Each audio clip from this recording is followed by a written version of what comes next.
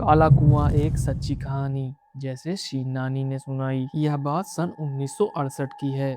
उस वक्त शीन नानी की नई नई शादी हुई थी और उम्र यही कोई 20-25 साल। आंखों में नई जिंदगी के सपने और दिलों में एक अनजान घर को अपना बनाने की चाहत में शीन नानी के दिन गुजर रहे थे और जिंदगी धीरे धीरे पटरी पर आ रही थी। मगर उस गांव में एक चीज थी जो हमेशा से थी और हमेशा खामोश रही।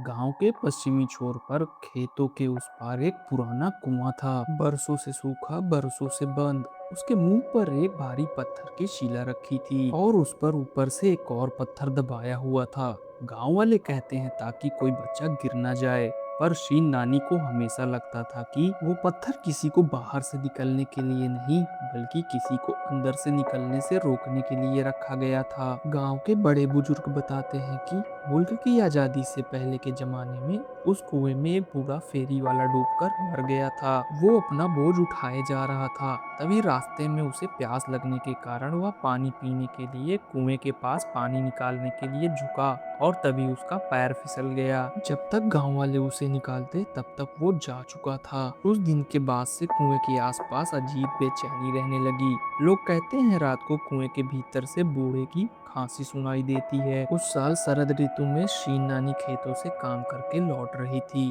रास्ते में कुएं के पास वह थोड़ी देर रुककर सुस्ताने लगी, बस थोड़ी देर के लिए, और घर पहुंचते ही उनका बुरा हाल हो गया। बिस्तर से उठना मुश्किल हो गया था। गांव के वैद्य ने देखा और बोला शायद सर्दी खांसी है, और दवाई दी, मगर कोई असर नहीं हुआ। दिन ब दिन हालत बिगड़ती गई। शीन नानी मुरझाती जा रही थी। नाना घबरा गए और शीन नानी को पीठ पर उठाकर जिले के अस्पताल ले गए। वहां डॉक्टरों ने सारे टेस्ट किए, मगर कुछ पकड़ में नहीं आया।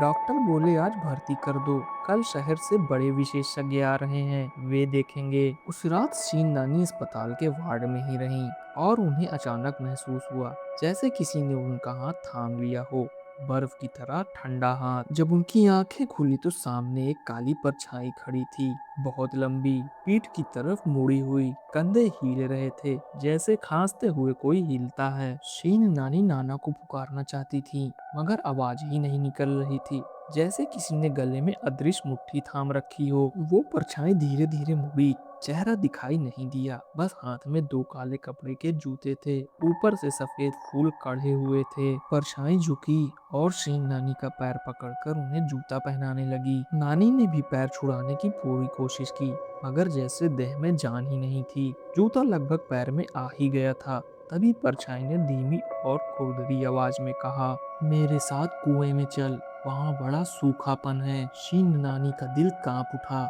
उन्हें तुरंत उस बूढ़े फेरे वाली की याद आई जो उसी कुएं पे मरा था। ठीक उसी वक्त तभी वार्ड का दरवाजा बाहर से खोलकर एक बुजुर्ग औरत भीतर आई। वो बगल के बिस्तर पर रहने वाली झांग दादी थी।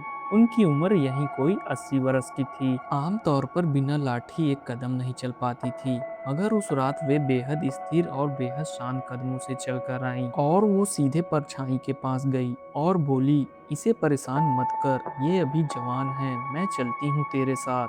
परछाई ने रुक करके झांग दादी को देखा और एक पल के लिए शीन नानी के माथे पर शिकन आ गई, और फिर परछाई ने हाथ के काले जूते झांग दादी की तरफ बढ़ा दिए। झांग दादी ने वो जूते लिए और बिस्तर के किनारे बैठकर आराम से पहने।